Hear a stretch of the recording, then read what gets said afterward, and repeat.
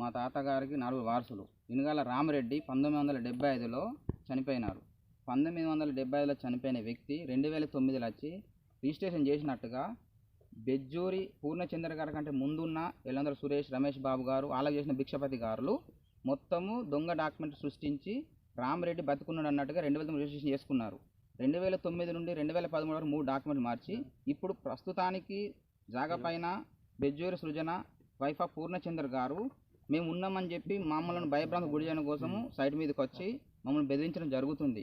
వారి దగ్గర ఉన్న డాక్యుమెంట్లు ఏమైనా ఉంటే మాకు ఇవ్వండి, మేము చూస్తామంటే డాక్యుమెంట్లు ఏమి ఇవ్వం, మీరు వస్తే మంచిగా ఉండదని చెప్పి మమ్మల్ని భయభ్రాంతులకు గురి చేసి మమ్మల్ని ఎల్లగొట్టిండు.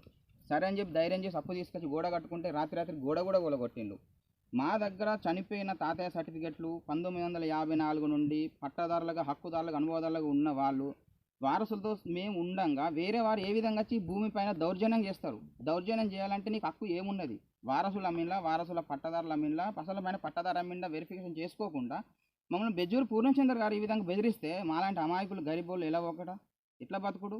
ఇప్పుడు చచ్చిపోయిన వాళ్ళు సొంత భూములు పెట్టుకుంటారు కానీ వేరే భూములు పెట్టినారు కదా. చచ్చిపోయిన వాళ్ళు భూములు పెట్టుకోవడానికి కూడా మాకు జాగా లేకుండా, స్థలం లేకుండా, అన్ని కబ్జాలు చేసుకొని పట్టాలు చేసుకుంటే మేము ఎవరి దగ్గరికి వెళ్ళడు. మాకు అందరూ సహకరిస్తారని చెప్పి, న్యాయం జరుగుతుందని చెప్పి అందరూ తిరుగుతున్నాం. మాకు సహకరించండి. మా దగ్గర ఉన్న సర్టిఫికెట్లను, డాక్యుమెంట్లు వెరిఫికేషన్ చేయండి. వారి దగ్గర ఉన్న సర్టిఫికేట్ వెరిఫికేషన్ చేసి తప్పు ఏవో నిరూపణ చేయండి. వారసులం కాదని అనడానికి ఆయన ఎవరు? ఆయనకి ఎవరు చేసి ఆయన చేసిన వారసులు ఎవరు? ఊర్లో వెళ్ళి అడిగితే వారసులు ఎవరు, దీనికి పట్టదారులు ఎవరు తెలుస్తుంది. తెలియకుండా ఇష్టం వచ్చినట్టు మాట్లాడితే మనం భయభ్రాంతాలకు గురి చేస్తే పూర్ణచంద్ర గారికి వాళ్ళకు సర్టిఫికేట్ పరంగా అధికారం ఉంటే వాళ్ళకి అధికారం ఇచ్చిన వాళ్ళే వాళ్ళు, ఇచ్చిన వాళ్ళే దొంగలు. రామిరెడ్డి అనే వ్యక్తి 1970 చచ్చిపోయారు. 2009 ఎక్కడ నచ్చిండు? పూర్ణచంద్రకి అర్థమైతే లేదా? మనస్సాక్షి లేదా కొంచెం కూడా? అసలు తినడానికి తిండి లేని వాళ్ళము కలెక్టర్ ఆఫీస్ చుట్టూ భోజనం చేయకుండా కూడా ఉప్పుడి పాసం వండుకుంటా ఎవరైనా ఇస్తే తినుకుంటా మేము సర్టిఫికేట్ సంపాదించుకున్నాము. 1970 చచ్చిన సర్టిఫికేట్ పెడితే కూడా నమ్ముతలేడు. ఇవన్నీ దొంగ దొంగ డాక్యుమెంట్ చెప్తే కూడా నమ్మకుంటే ఇంతకంటే ఏం నిరూపించుకుంటాం? మరి చంపుతారా? చంపండి. మరి వారసులో ఉన్నాం, అందరం వచ్చి నిల్చుంటాం, కూర్చుంటాం, వండుకొని తింటాం. చంపేయండి. లేదా మాకు సరైన న్యాయం చేయండి.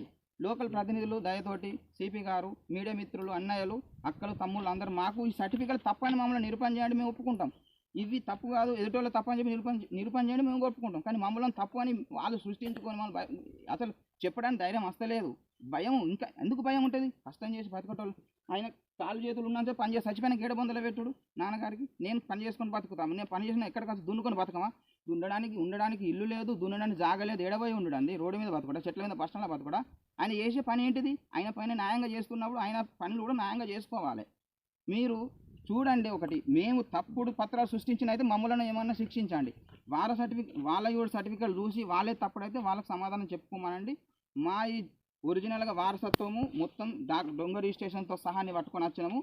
స్థలం పైన ఎట్లా మాట్లాడుతుండు? అసలు ఎవరు రారా? పక్కింటికి మనిషి పోయినట్టుగా వచ్చినట్ట ఒక భూమి మీదకి రావాలంటే సొంతమైతే నష్టం. 50 ఏళ్ళ 70 ఏళ్ళ 100 సంవత్సరాలు హక్కుంటేనే ఈ పత్రాలన్నీ బుక్కు చూస్తే శాస్త్రపాలనలు ఉత్తగా ఇచ్చిందా గవర్నమెంట్? గవర్నమెంట్ ఎందుకున్నది? లీగల్గా అన్ని సర్టిఫికేట్లు ఇస్తాందుకే కదా. నేను లీగల్గా పట్టుకొచ్చినప్పుడు నువ్వు కూడా లీగల్గా పట్టుకొచ్చిన నాకు సమాధానం చెప్పకండి. మీరు పిలిపించండి, మేము ఆడికి వస్తాం.